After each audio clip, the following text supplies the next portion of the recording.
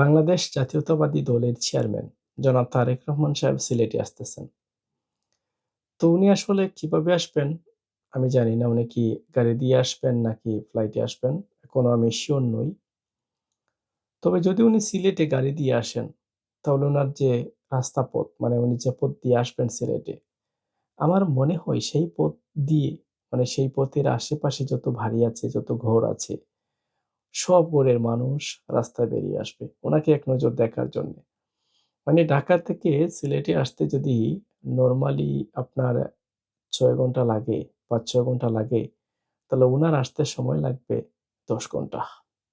কারণ রাস্তায় মানুষ এমনভাবে ভিড় করবে, রাস্তার মধ্যে মানুষ এমনভাবে দাঁড়িয়ে থাকবে উনাকে দেখার জন্যে।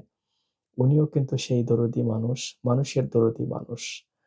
তো উনিও হয়তো হাত নাড়তে, নাড়তে সিলেটে আসবেন। তাহলে এত লম্বা জার্নি, এত লম্বা পথ উনি হাত নাড়তে, নাড়তে আসবেন, এটাও অনেকটাই ঝুঁকিপূর্ণ। তো যাই হোক, উনি যদি সিলেটে আসেন, সিলেটে এসে আমার যতটুকু মনে হয়, সিলেটের যে নির্বাচনী সভা, সেই নির্বাচনী সভায় উনি নিশ্চয়ই উনার যে "I have a plan", say "I have a plan" এর কিছু অংশ উনি বর্ণনা করবেন। তা আমি যতটুকু জানি, যতটুকু মনে করি, যেহেতু আমি উনার বক্তব্য সরাসরি শুনেছি, দেখেছি।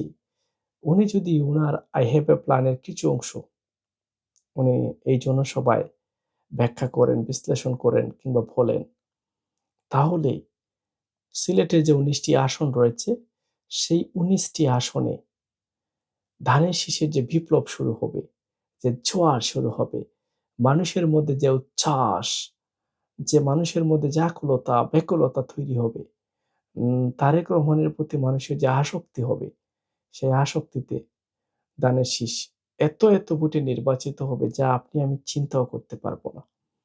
তারেক রহমানের কথা এত সুন্দর, তার পরিকল্পনার সাথে তার কথার কত মিল। উনি যদি সিলেটের নির্বাচনী সভায় অন্তত কয়েকটা, হয়তো সবগুলো তো আর ব্যাখ্যা করা যায় না, এত সময় নেই।